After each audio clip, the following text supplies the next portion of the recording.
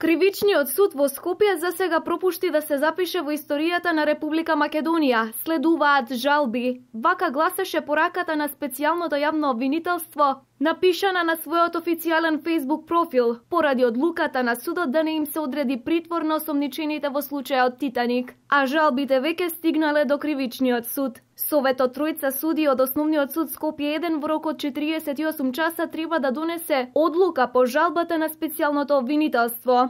Ако Советот ја прифати жалбата и им изрече мерка притвор, осомничените имаат 24 часа рок да се жалат до повисока судска инстанца. Специјалното јавно обвинителство побарало мерка притвор за екс-министрите Милејана Киевски и Гордана Јанкуловска, за градоначалникот на Пустец Едмон Темелко, како и за секретарот на владата Кирил Божиновски, поради тоа што можеле да влијаат на сведоците и постапката, соопшти од Кривичниот суд. Барањето на специјалното јавно обвинителство и обвинителката Катица Јанева за притвор на 8 лица вчера беше одбиено од страна на Кривичниот суд со образложение дека истото е неосновано.